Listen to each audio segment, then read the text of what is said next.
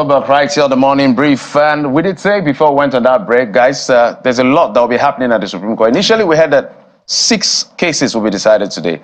And we understand those cases have been increased to about 9. Maybe, we don't know, it may increase to more or less. But as at the last count, it was 6. We now understand it's about 9. So a couple of these states will know their fate today, including Lagos, Kano, Nasarawa, Ebonyi, and all of these states. So, well, we are being joined on the program via Zoom by a legal practitioner, an INEC election observer, and national coordinator of the Advocate for People's Rights and Justice, Mr.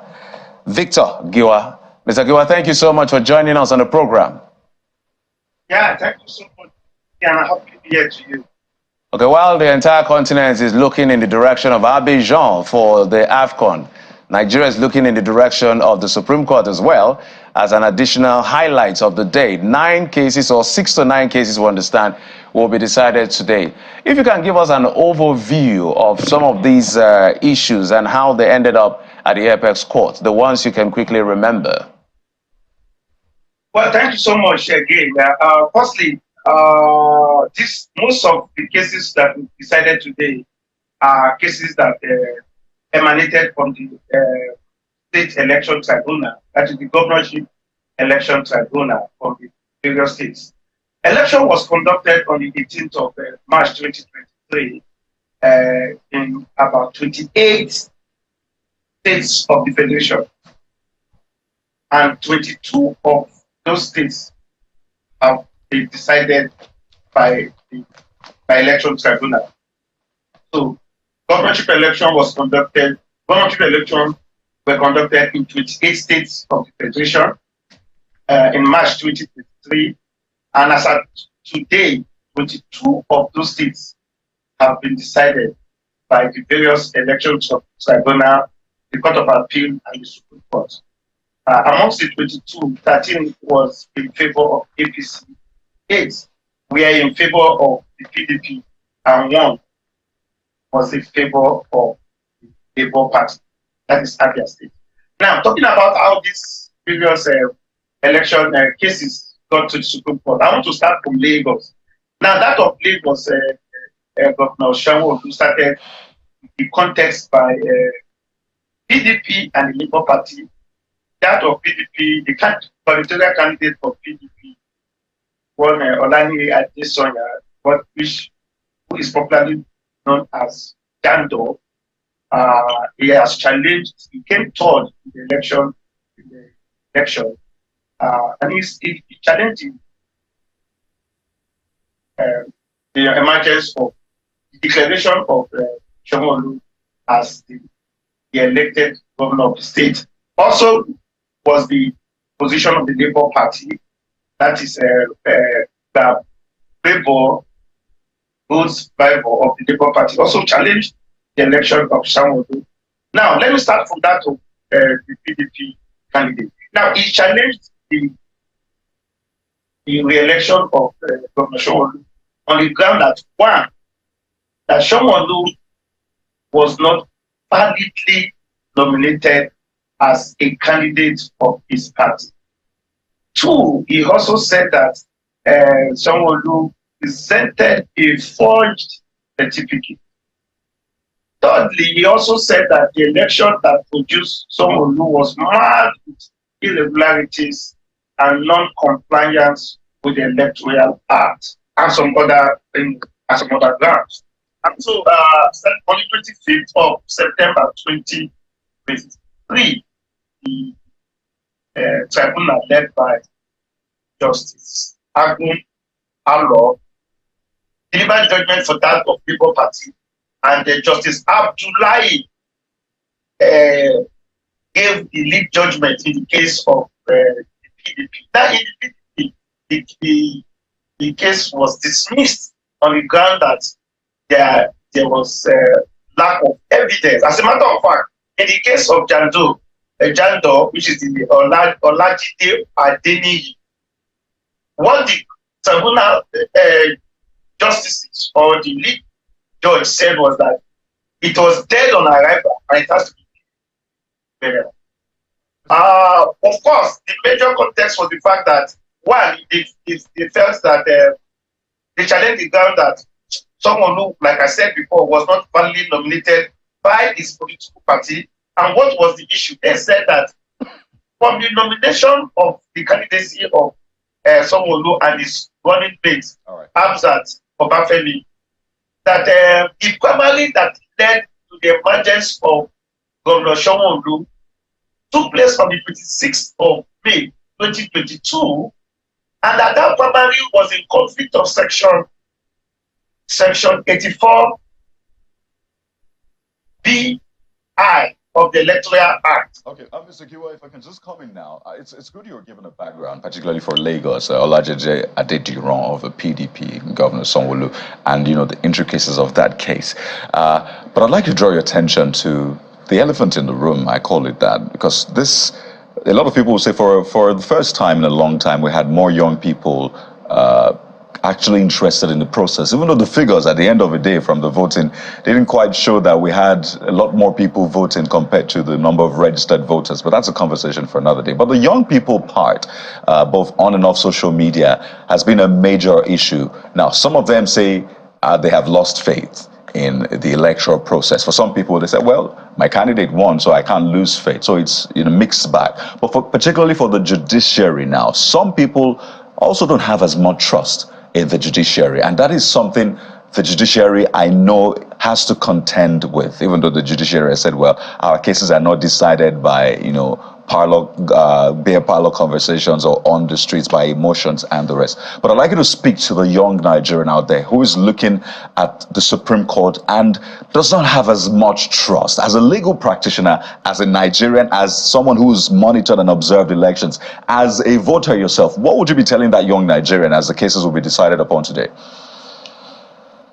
Wow, it's a difficult one, and I must tell you, and I must be frank with you, it's a very difficult one. I observed the previous elections, and of course my other observers too. And I was on the air when the issue of presidential elections started in the studio, and I said that when that of the presidential election, I said, why the trial of Peter Obi and Atiku, why Atiku and Peter Obi are on trial, that at that same point, the judges of the Court of Appeal are in the public trial. Now, why did I say so? It is because Nigerians, the youth, like you particularly said, are losing confidence, especially in the judiciary. And I want to tell the youth today, including the whole of Nigerians, that we should not lose confidence in this system. Yes, there is some major challenge to the judiciary. Yes, there's a problem with our system. Yes, there's a problem with our electoral system. Yes, there's a problem with the electoral empire. But Nigeria is our own.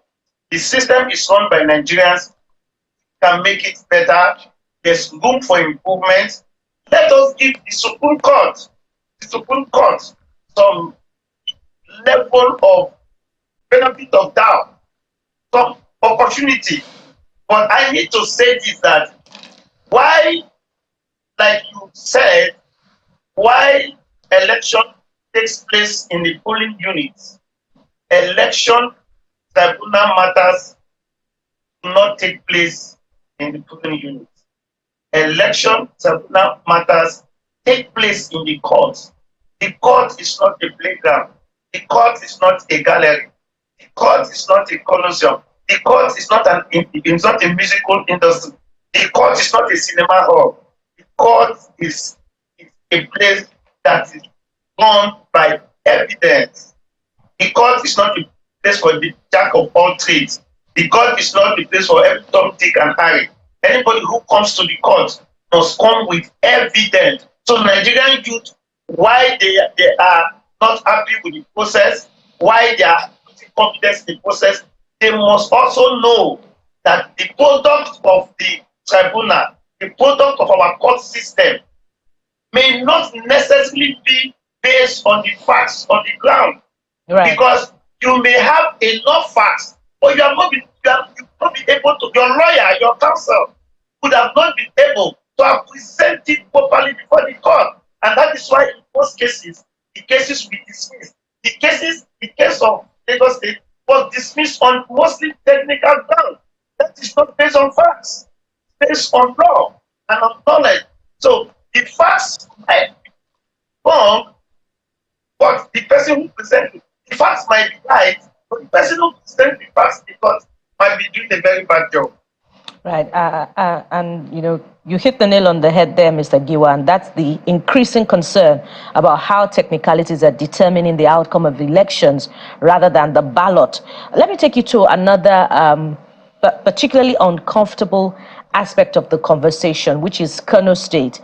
Kano, not just Kano now, maybe Zamfara and Plateau, because of the,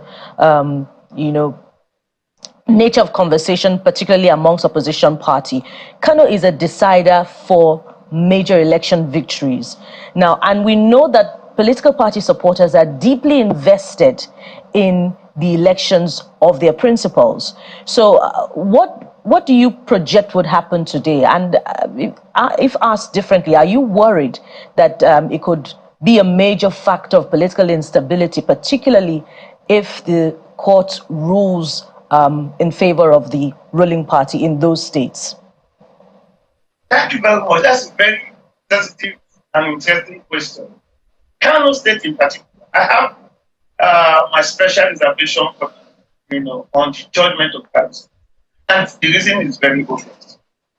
First, as a lawyer, then two, as somebody who is conversant with the various particulars of election tribunals. Now, the case of Kano is particularly a bit special. It is special that for the first time in the history of Nigerian electoral jurisprudence, an election tribunal annulled an election, returned the petition on the basis that a ballot papers were not stamped and signed. An action that is exclusively that of INEC.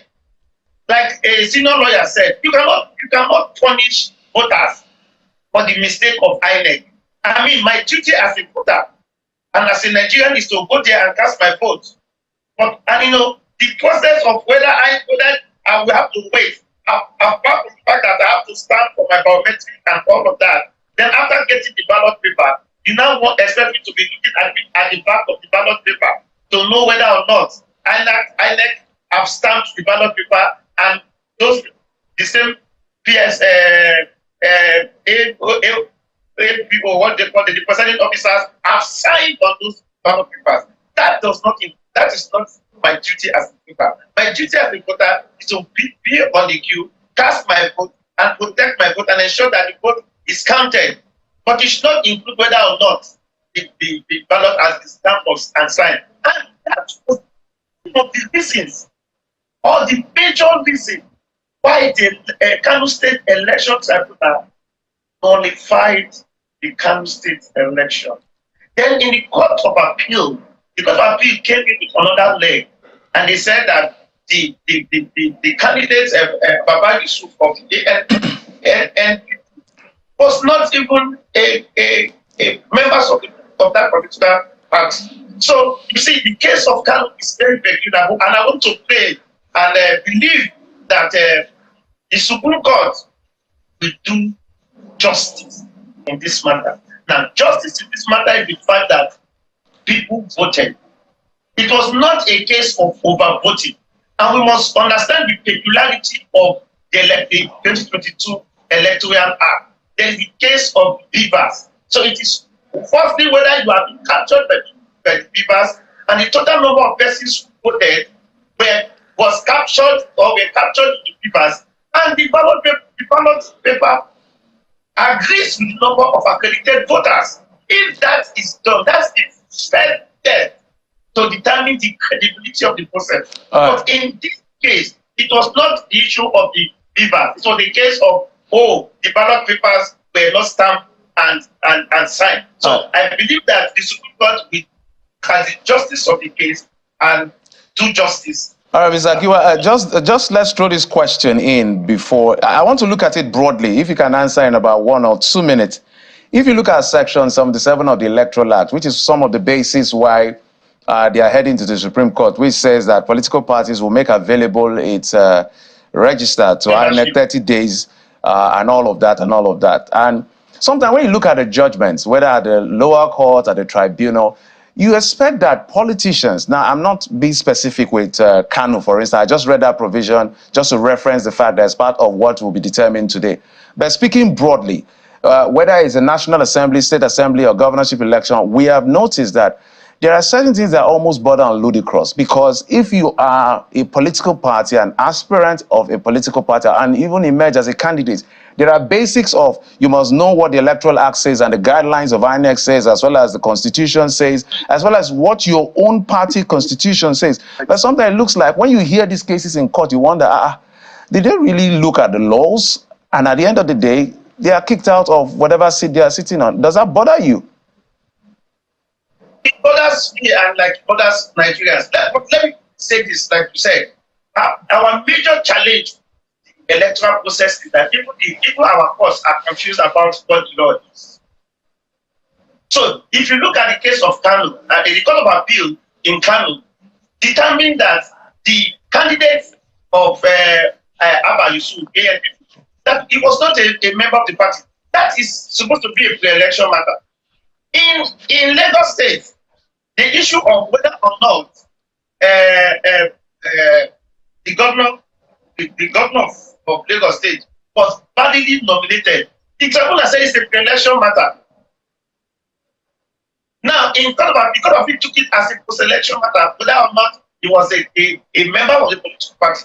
These are the election matters. How can the Court of Appeal determine my membership of the political party? So, you see, the question is the law. In one particular tribunal, they will agree with whether issue of nomination is a pre-election matter. In the other part, for example, the State House of Assembly in Delta State, the election tribunal have said, oh, it is both a pre-election and a post-election matter. So the issue majorly is what the court take as the law on a particular issue. Okay. Well, thank you, Mr. Victor Giwa, legal practitioner, a national coordinator, advocate for people's rights and justice. Thank you so much for coming on the program, Mr. Giwa. Yeah, thank you so much for having me.